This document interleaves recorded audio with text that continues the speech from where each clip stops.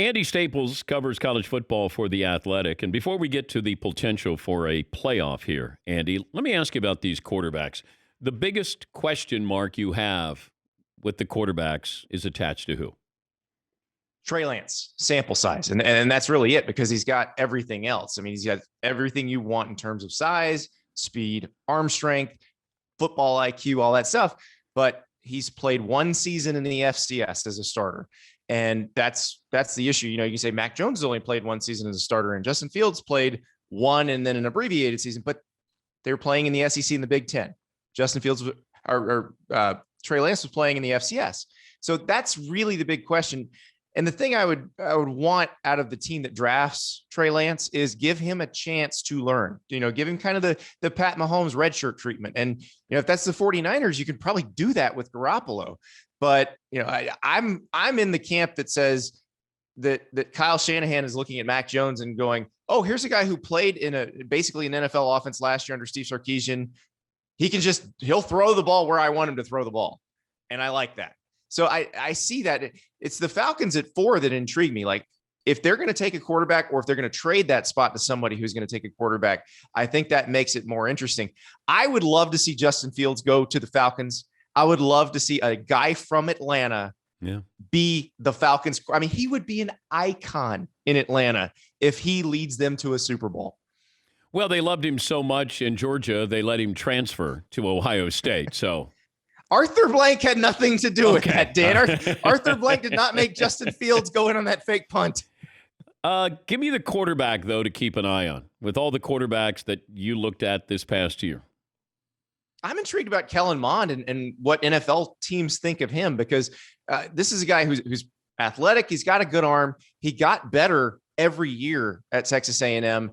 And, he coached very hard by Jimbo Fisher. So personality wise, he can handle whatever you're going to throw at him. And the question is, can he be a little bit more dynamic than what we saw at Texas A&M? Now, this year is interesting because he got better, even though he lost his 4 best receivers. He had a couple guys opt out right before the season started. So I think, if you're picking in the second round and you're looking for somebody who might be able to come in and help you, he might be that guy.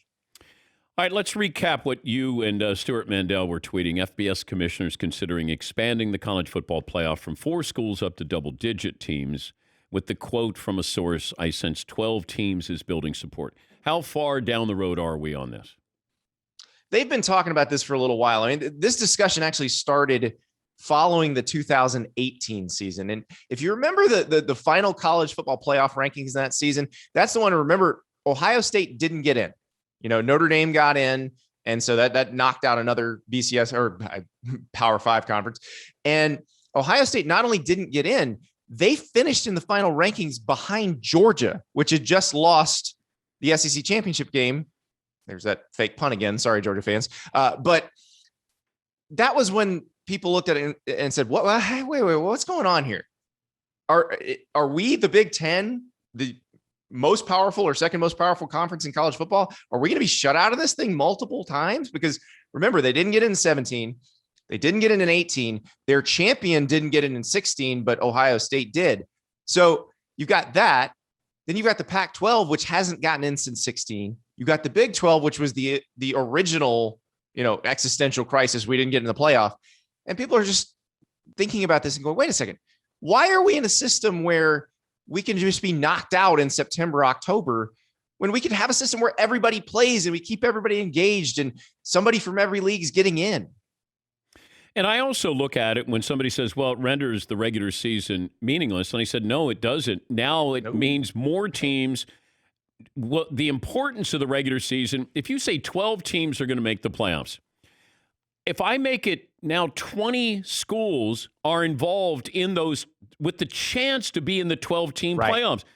If I, look at college football now, how many get a chance to be in the top 4? We may have 7 or 8. Now I can at least double that. I might even triple that. And it would only be 9% of college football teams that would make the playoffs. The NFL is 40% of the NFL makes the playoffs.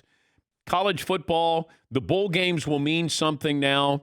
You could have secondary bowl games that now are elevated a little bit here. I'm gonna stop you there. bowl games are done. Other than the ones that are already semifinals, they're done. I mean, they're going to be bowl games because they're television product and people like watching football on TV. But you're not putting those early playoff games in bowls. You're putting them where they belong on campus. So you're going to have I home want to games. See. Okay, so you're going to have. Yeah, I want to. Oh, yeah. Okay. That's what ESPN wants. That's what the schools want. Because think about this: if you're an athletic director and you're trying to sell season tickets, well, you want to have a full house too. Yeah. What's going to sell you more season tickets? Priority to buy tickets to a home playoff game, or that buy game that you're probably going to end up getting rid of? Okay. Yeah. That makes sense. Give me the options that are in play here. Now, is it just 12? There's a lot. Okay. Yeah, they've said they're looking at 6, 8, 10, 12, 16. I think realistically, we're talking 8, 10, 12 are probably what they're looking at. 8 is very neat. It's a multiple of 4. You have 3 rounds, quarterfinals on campus, semifinals at bowls, neutral site championship game. 10 and 12, then you add another week, but you add buys, which I was always an 8 guy, and I had an AD text me out of the blue a few months ago with an idea of 12.